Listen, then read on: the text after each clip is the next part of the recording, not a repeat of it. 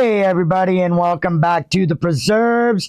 On today's episode, we're going to go over another trade I did for some drum gear, and I want you to tell me if I got a good trade or if I gave a good enough trade for this guitar. But anyway, I'm going to show you what we're working with here. So,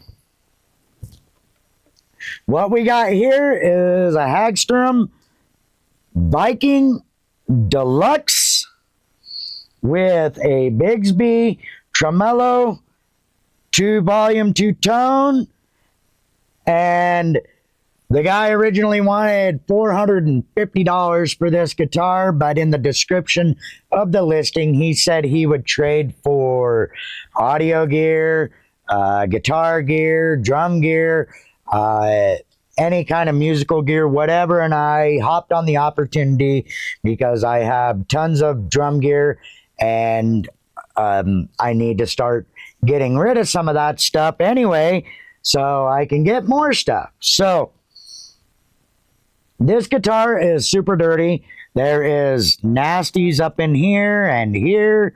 It hasn't been cleaned for a while. When I originally looked at the picture, this knob was missing. It wasn't in there. He had it though, and when he presented the guitar, he came to do the trade, he had that fixed. In the listing on the picture, this bracket was sitting above this pick guard and not attached properly, but after he brought it to me, this was repaired. There's one more flaw on this guitar that's a pretty big flaw, and I'm gonna show you that right now. So I don't know if you could see that too well, but there is a crack here that goes from here all the way to the other side. And what he explained to me is he was at a gig or whatever and somebody had knocked it over, and in my opinion the repair was not done right, although it seems to be holding firm and doesn't seem to be a structural problem at this point. But in my opinion, if you're going to do a repair, you should do it properly, and these finish cracks should not be here, and that should all be sanded down, and there should be bracing to improve the structural integrity of this break or crack or whatever it was. So eventually I will sand this down, and I will take this to a luthier, and I will have him put in some bracing and redo this joint so that I know that this will never break again. And well, with me and how I take care of guitars. So it is quite filthy. I don't know if you can see. Let me see if I can get this light on this thing. There we go. But it is dirty up inside of these horns, really bad, inside of those cutouts. Brother, what's that? What's that, brother? It's really dirty inside of the pick, inside of the pick guard, and like, I don't know if you can see that, but up underneath this right here is super crusty. Oops. And you can just see all of the, I haven't really handled this guitar much. It's just been sitting in the case until yesterday, and then I plugged it in to make sure that everything worked on it. Even if it didn't, I would have asked it. You know, I would have taken it to somebody, because I've never worked on a guitar that doesn't have a pickup cavity in the back. This is a hollow body guitar with the hagstrom logo on the bottom, Bigsby tremolo with a nice big old trem bar that comes all the way up to the pickup from the tailpiece. The strings are old as old can be. The guitar is in filthy condition. The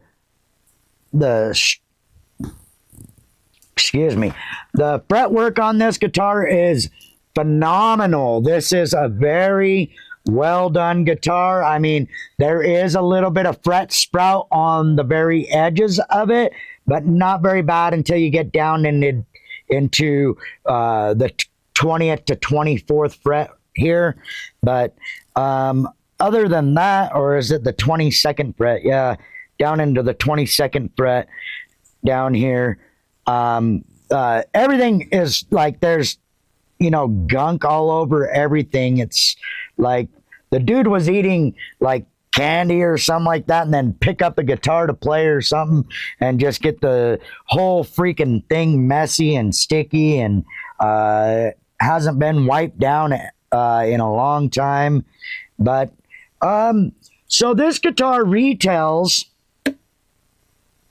brand new for $12.99. You can get other ones that don't have the Bigsby and whatnot from anywhere from on the brand new retail 400 and some all the way up to like 700 depending on the model of the guitar.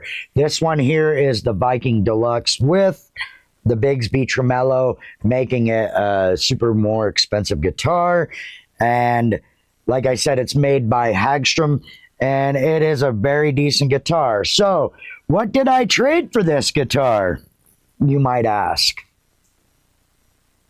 So, the guy that I was trading for needed drum gear. He was going to switch instruments, and he had crappy heads on his drum kit.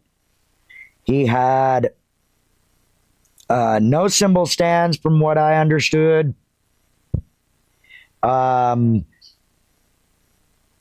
He was, and that's basically what he was looking for to begin with, is cymbal stands and drum heads.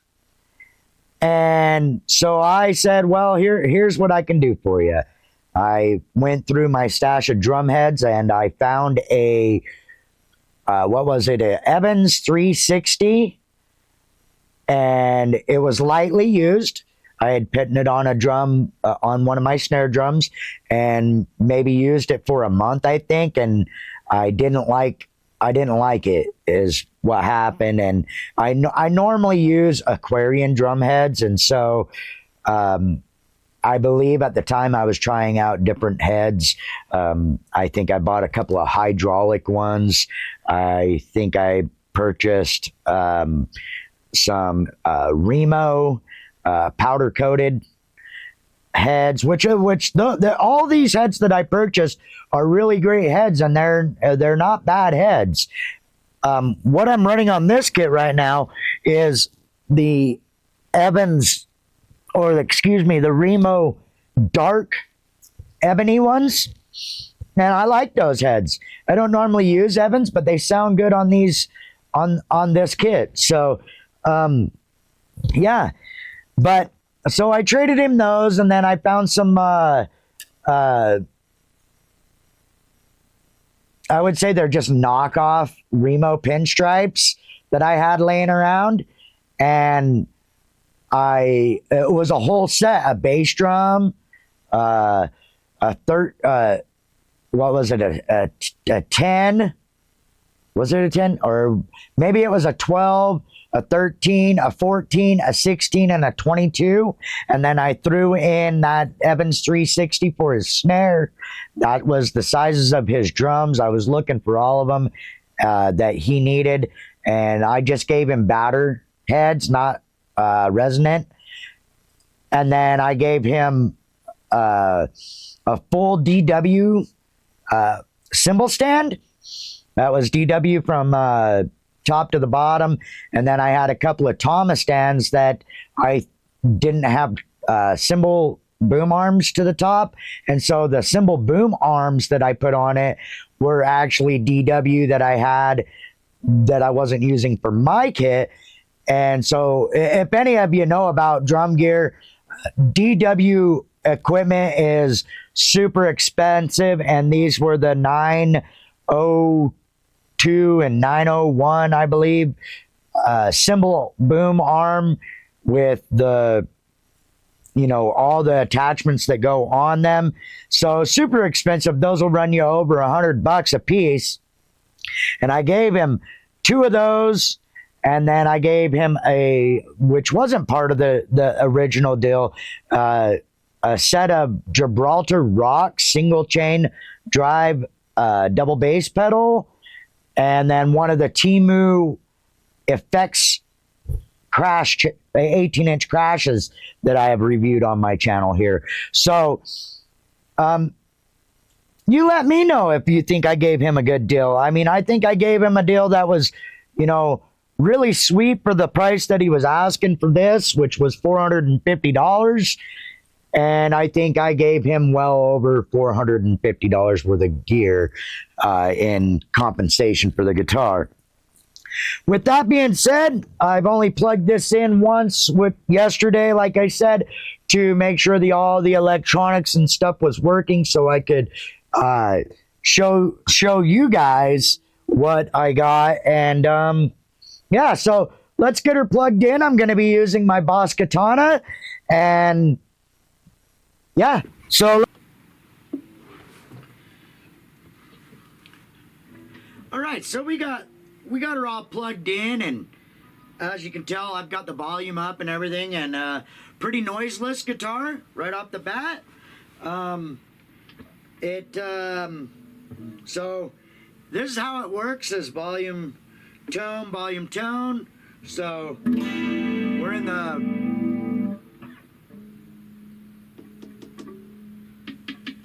bridge position here. Like I said, this is the first time actually going through it and making sure, and so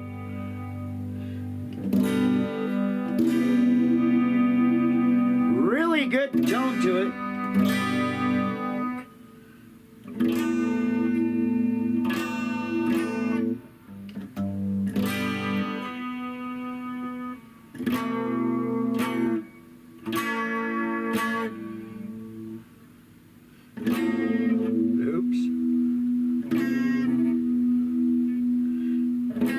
So right away, I would say that the first fret is a little bit high. The rest of the guitar seems to be pretty good, but if it was me, I would probably go through and maybe lower this first fret a little bit. But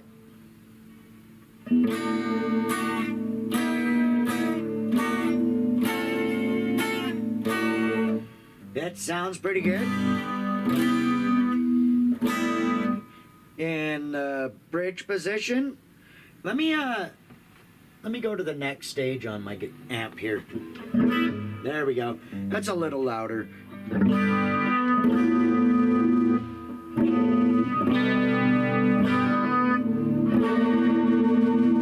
Sounds like a little bit out of tune.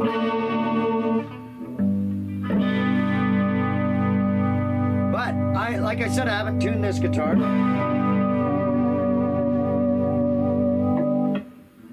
So let's go to the middle position, which is both, and we'll see how that sounds.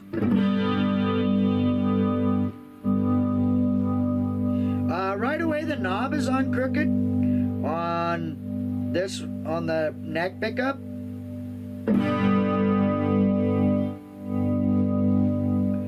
The blending is amazing on this.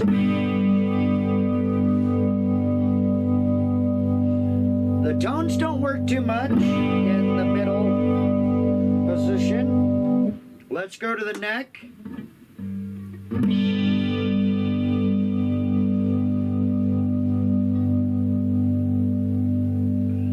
Okay, so it's this one, yeah. Oh yeah, there's quite a bit of tonality difference. Listen to that.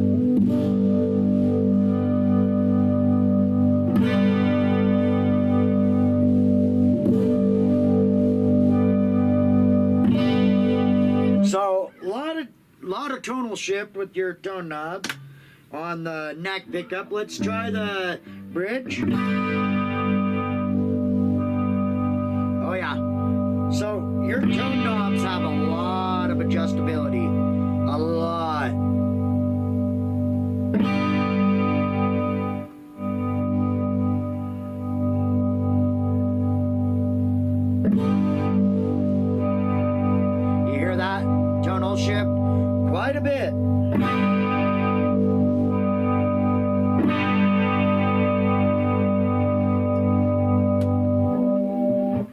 So yeah, so all of your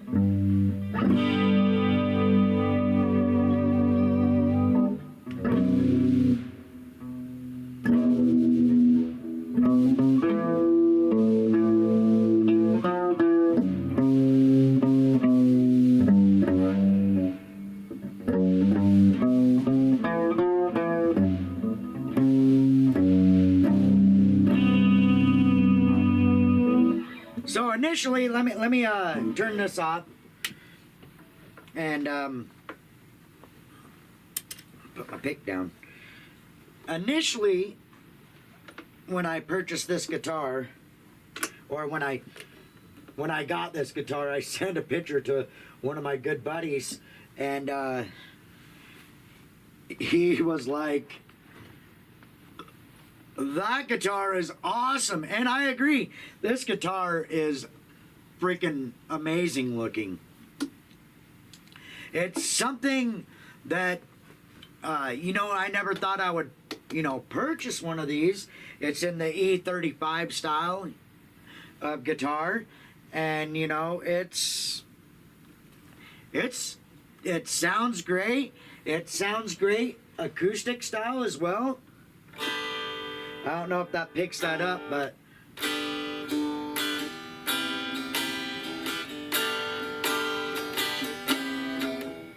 you know what I'm saying? So you could sit here and practice with this guitar with no volume, no amp, no nothing, and it sounds fine. It's not as loud as acoustic for sure, but you know what? It sounds decent enough, and it is a complete